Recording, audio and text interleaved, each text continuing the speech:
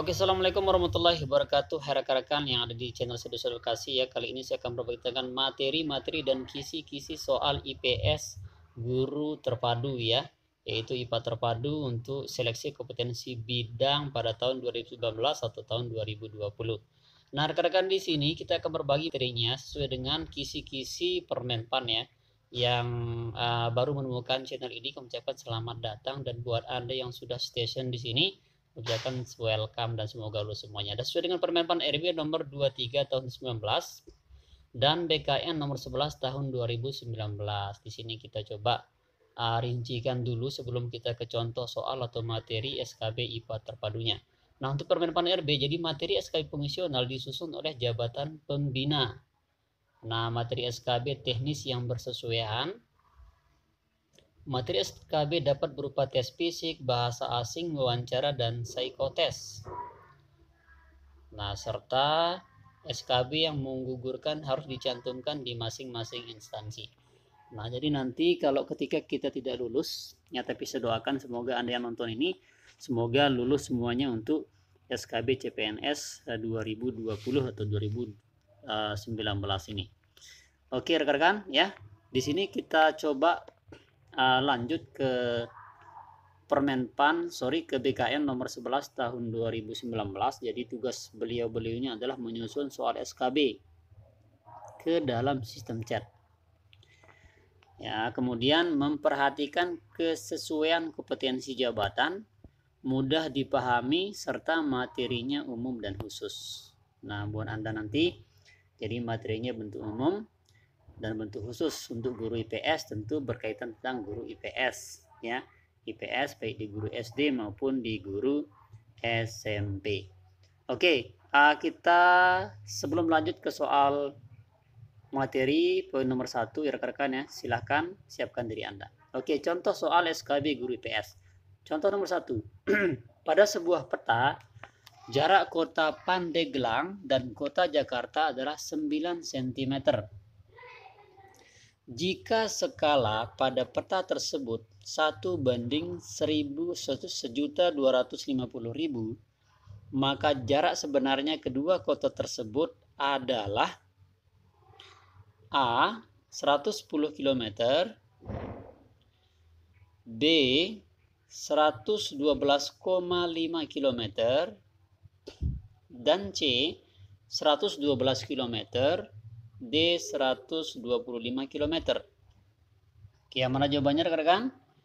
Oke. Ya, kita lihat. Jawabannya adalah B 112 km. Jelas? Oke, rekan-rekan. Lanjut ke soal nomor 2. Bentuk permukaan bumi yang kita lihat sekarang adalah hasil proses dari tenaga pembentuk muka bumi ribuan tahun silam. Bentuk permukaan bumi berupa gunung dan pegunungan yang disebabkan oleh tenaga dari dalam bumi.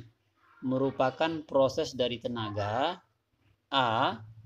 tektonisme, B. vulkanisme, C. seisme, dan D. diaptropisme. Oke, rekan guru silakan dijawab ya. Kita lihat rekan-rekan. Jawabannya adalah A. tektonisme. Bagaimana? Sangat mudah dan simpel sekali bukan? Oke, lanjut ke soal nomor 3 ya. Letak geografis adalah letak berdasarkan posisi suatu wilayah terhadap wilayah lain. Pengaruh letak geografis Indonesia terhadap keadaan iklimnya menyebabkan A. Indonesia beriklim laut sebab merupakan negara kepulauan, B. Indonesia beriklim darat sebab merupakan negara daratan, C. Indonesia beriklim gunung sebab merupakan negara yang banyak memiliki pegunungan, dan D. Indonesia beriklim hutan sebab merupakan negara yang memiliki hutan terluas di dunia. Oke, rekan yang mana jawabannya rekan IPS, guru-guru IPS terpadu? Kita lihat jawabannya adalah A. Indonesia beriklim laut sebab merupakan negara kepulauan. Oke, seperti itu jawabannya. Yang paling tepat adalah kepulauan, rekan-rekan ya. Jadi, yang paling tepat adalah A.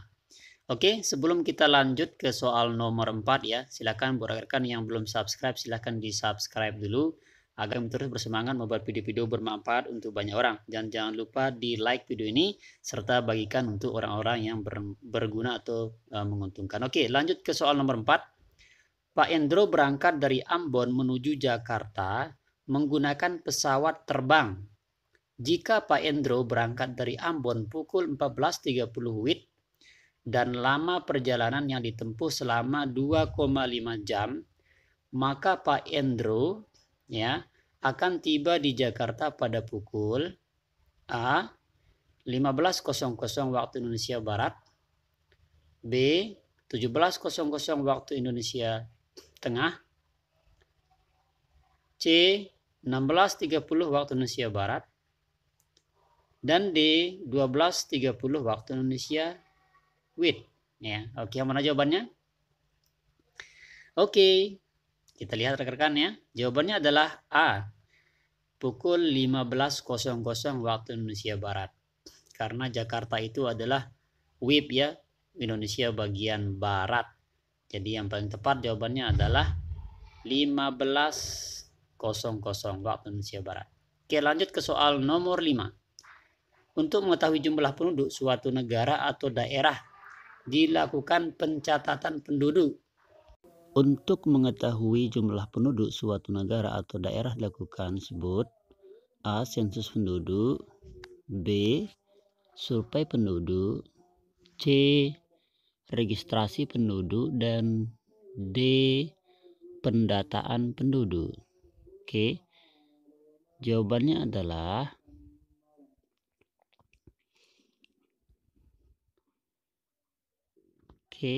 A. Sensus penduduk.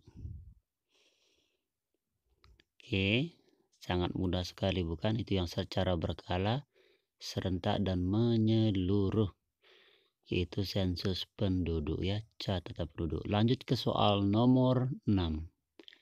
Di perkotaan, jalur hijau atau taman sangat sedikit jumlah dan luasnya. Jika dikaitkan dengan pelestarian lingkungan, maka taman atau jalur hijau di perkotaan berfungsi sebagai A. Penumpang air hujan, B. Tempat rekreasi, C. Tempat perlindungan, dan D. Mengurangi polusi atau pembersih udara. Oke, kita lihat yang mana rekan ya. Oke, jawabannya adalah D. Mengurangi polusi atau pembersih udara. Oke, banyak dari kita menjawab yang tempat rekreasi rekan-rekan ya. Ya, tapi yang paling tepat adalah D. Mengurangi polusi atau pembersih udara. Ya, seperti itu. Ya, oke, lanjut ke soal nomor 7. Negara di dunia dapat dikelompokkan menjadi negara maju dan negara berkembang. Ya, developed country ya, atau developing. Berikut ini yang bukan indikator dari pengelompokan tersebut adalah A. Pendapatan per kapita, B. Angka kematian bayi dan ibu lahir, C. Tingkat pengangguran, dan D. Sumber daya alam. Oke, kita lihat yang mana jawabannya rekan-rekan guru IPS ya. Jawabannya adalah D. Sumber daya alam. Jelas ya. Jadi ini yang akan mengelompokkan indikator ya, indikator developing country. Oke, lanjut ke soal nomor 8. Terdapat beberapa teori yang menjelaskan masuk dan berkembangnya agama Hindu-Buddha di Indonesia. Teori yang menyatakan bahwa pengaruh Hindu-Buddha dibawa oleh para pedagang India yang singgah di wilayah Indonesia adalah inti dari teori A. Brahmana, B. Kesatria, C. Waisya, dan D. Arus balik. Oke, yang mana rekan-rekan jawabannya? Oke, guru-guru IPS ya terpadu, silakan dijawab untuk soal SKB. Oke, kita lihat jawabannya adalah C. Waisya. Oke, itulah yang ada di Bali ya, yaitu teori Waisya yang dibawa oleh Hindu Buddha di Bali atau di pesisir-pesisir pantai. Oke, lanjut ke soal nomor 9. Karakteristik suatu negara dapat dilihat dari unsur geografis, sumber daya alam, dan penduduk negara yang bersangkutan. Berikut ini yang termasuk di dalam unsur geografis suatu wilayah adalah A. Bentang alam, B. Flora dan fauna, C. Jenis tanah, dan D. Penduduk. Oke, yang mana jawabannya rekan-rekan guru IPS, silakan untuk soal SKB CPNS 2019 ini. Oke, yaps, kita lihat jawabannya adalah A. Bentang alam ya, karena bicara tentang geografis ya, geografis daripada wilayah, tentu itu adalah bentang alam. Oke, sudah jelas. Lanjut ke soal nomor 10. Sebagian besar mata pencaharian penduduk di Asia Tenggara adalah di bidang pertanian.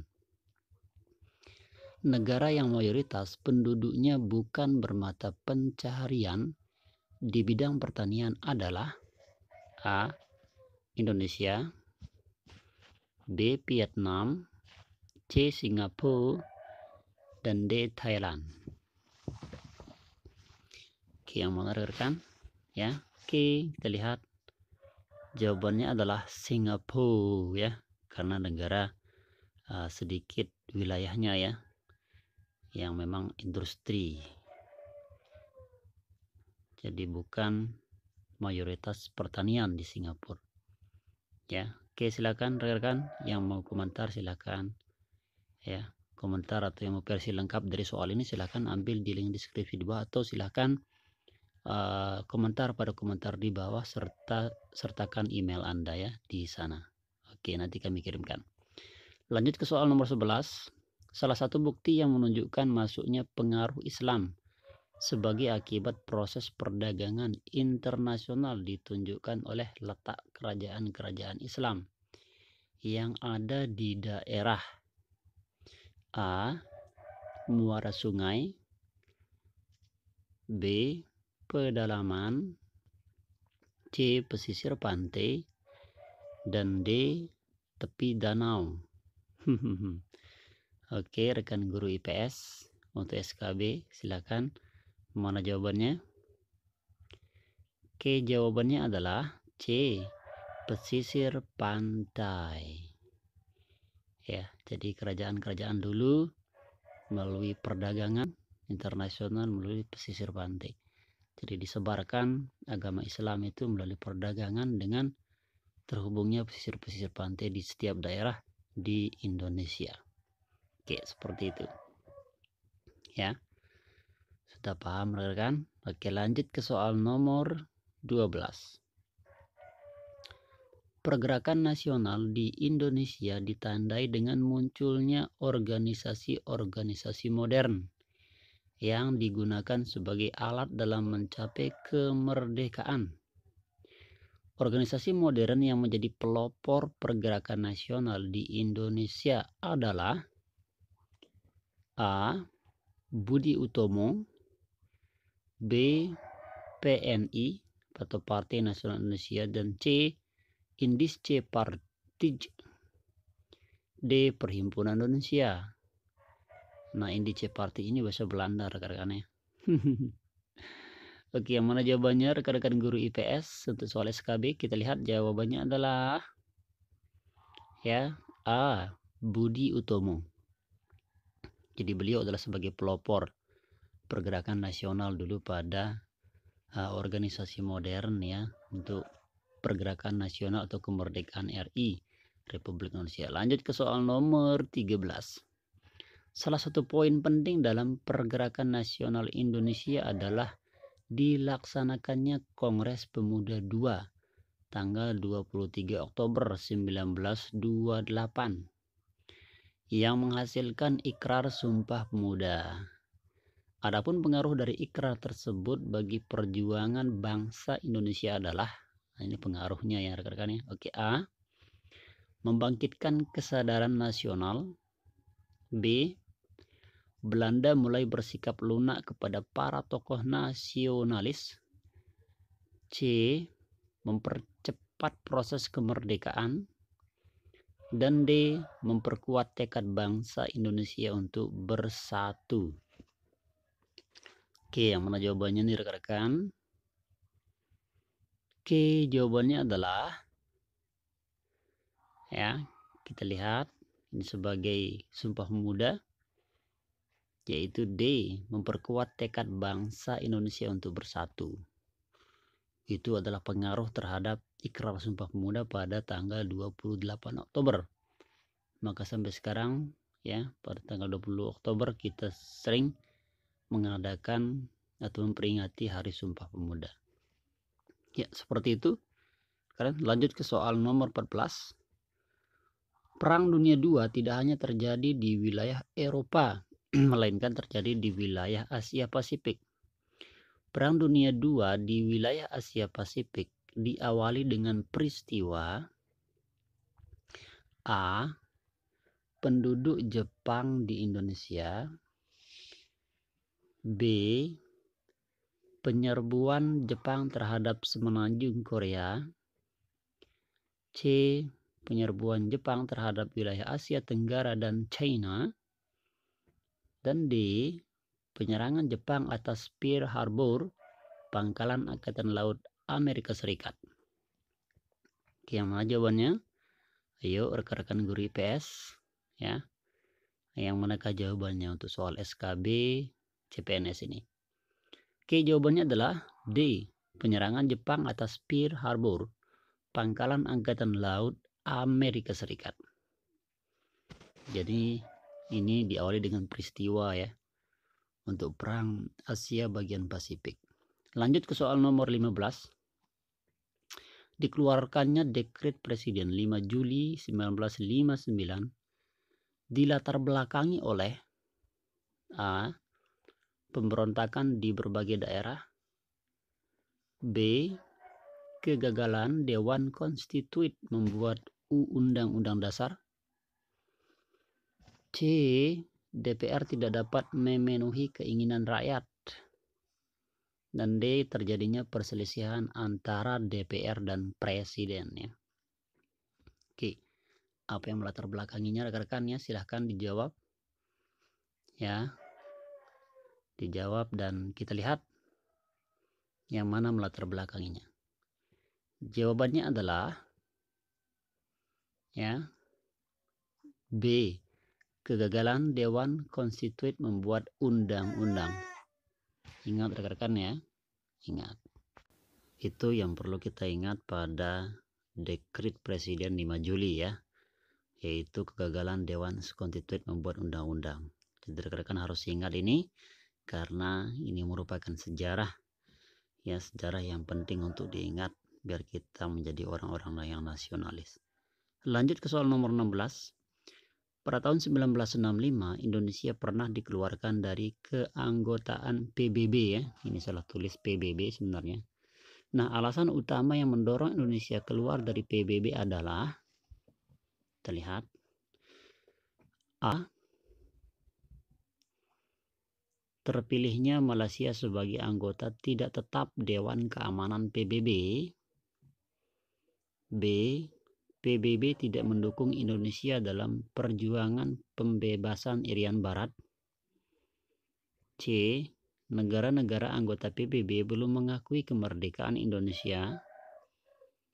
Dan C, Indonesia menganggap PBB tidak cocok untuk negara-negara komunis. Nah, jadi dulu banyak PKI, jadi dia negara komunis. Ya, yang mana jawabannya rekan-rekan? Kira-kira PS jawabannya adalah A. Terpilihnya Malaysia sebagai anggota tetap Dewan Keamanan PBB. Jadi ini yang menyebabkan Indonesia pernah keluar dari keanggotaan PBB ya. Mungkin karena kita masih baru-baru merdeka itu ya rekan-rekan ya. Dan masih PKI masih hidup di sana, sehingga banyak alasan PBB seperti itu. Oke, lanjut ke soal nomor 17. Setelah peristiwa pemberontakan G30S atau PKI tahun 1965, para mahasiswa dan elemen masyarakat di Jakarta melakukan serangkaian aksi. Latar belakang lahirnya kesatuan aksi tersebut adalah A. Presiden belum menyempurnakan kabinet Dwi Kora. B. Presiden tidak segera membubarkan PKI yang telah nyata memberontak. C. Pasukan Cakrabirawa masih tetap bebas melakukan penembakan. Dan D. Hubungan diplomasi dengan China tidak segera diputuskan. Oke rekan-rekan, yang mana jawabannya? Ya, kita tunggu. Bisa jawab pada kolom komentar atau dalam hati Anda. Oke, jawabannya adalah B. Presiden tidak segera membubarkan PKI yang telah nyata memberontak. Ini yang menyebabkan ada aksi ya. Latar belakang aksi daripada warga Jakarta. Oke, lanjut ke soal nomor 18. Pernyataan yang bukan menggambarkan kondisi bangsa Indonesia menjelang runtuhnya Orde Baru adalah A. Terjadinya krisis moneter tahun 1997. Ya. B. Ketidakpercayaan masyarakat terhadap pemerintah. C. Terjadinya krisis kepemimpinan Presiden Soeharto. Dan D. Meningkatnya tuntutan internasional untuk memerdekakan Timur Timur. Oke rekan-rekan, yang mana jawabannya? Ya, Timur Timur ya. Oke, Anda jawab pada kolom komentar boleh, dalam hati Anda juga boleh. Oke, kita lihat jawabannya adalah D. Meningkatkan tuntutan internasional untuk memerdekakan Timur Timur ya. Jadi ini yang menggambarkan menjelang runtuhnya Orde Baru. Oke, kita lanjut ke soal nomor 19. Di kota besar seperti Jakarta, percampuran akulturasi ya, unsur kebudayaan sering terjadi. Unsur kebudayaan yang tidak mudah diterima dalam proses akulturasi adalah A. Unsur mata pencaharian. B. Unsur sistem pemerintahan. C. Unsur teknologi. Dan D. Unsur kepercayaan. Oke, yang mana jawabannya nih rekan-rekan? Jawabannya adalah D. Unsur kepercayaan. Ini tentang trust ya, tentang keagamaan. Jadi memang rentan dia yang tidak mudah diterima sama proses kultur di Jakarta. Seperti itu. Lanjut ke soal nomor 20. Konflik atau pertentangan sering terjadi di kalangan masyarakat, baik di kota maupun di desa, yang bukan termasuk penyebab terjadinya konflik di masyarakat adalah A. Tidak berubahnya dalam masyarakat. B. Adanya perubahan kebudayaan. C. Terjadinya perontak kepentingan. Dan D. Terjadinya perubahan sosial yang sangat cepat. Oke, silakan dijawab pada kolom komentar. Kalau sudah, dijawab dalam hati juga boleh. Kita lihat, jawabannya adalah A. Tidak adanya perubahan dalam masyarakat. Itu rekan-rekan ya, yang menyebabkan terjadinya konflik di masyarakat. Ya, oke, seperti itu. Sudah paham dan jelas bukan? Buat guru-guru IPS terpadu yang akan melakukan SKB CPNS 2020. Lanjut ke soal nomor 21. Jika kamu dianggap seorang anak yang budi, sopan, patuh pada orang tua, mudah menyesuaikan diri dengan orang lain, kemudian berubah menjadi suka membolos, merokok dan tidak sopan. Proses terjadinya penyimpangan dalam kasus kamu tersebut sesuai dengan A. Teori pergaulan berbeda, B. Teori Labehang, C. Teori Merton, D. Teori fungsi. Oke, yang mana jawabannya? Rekan-rekan, kita lihat jawabannya yang mana? Oke, guru IPS. Oke, jawabannya adalah A. Teori pergaulan berbeda. Oke, seperti itu rekan-rekan guru IPS ya. Jadi yang paling tepat adalah ya, yaitu teori pergaulan berbeda. Ini termasuk kasus Anda ketika Anda yang dulunya rajin tiba-tiba tidak rajin, sopan dulu tidak sopan. Oke, lanjut soal nomor 22. Penanaman nilai-nilai persatuan, rasa setia kawanan, dan cinta perdamaian melalui organisasi kepramukaan merupakan salah satu cara pengendalian sosial yang dilakukan melalui pranata. Ya, terlihat A ini yang merupakan kepramukaan untuk pengendalian sosial. A. Agama, B. Keluarga, C. Pendidikan, dan D. Politik. Oke, silakan dijawab rekan-rekan guru IPS terpadu untuk soal atau materi SKB ini ya. Apakah politik, apakah keluarga, agama, atau pendidikan? Oke, jawabannya adalah pendidikan. Inilah yang merupakan salah satu pengendalian sosial yang melalui pranata pendidikan. Jadi pendidikan akan merubah segalanya ketika kita ingin merubah sesuatu di dalam dunia sosial. Oke, lanjut ke soal nomor 23. Pranata sosial di masyarakat memiliki ciri-ciri atau karakteristik yang berbeda-beda.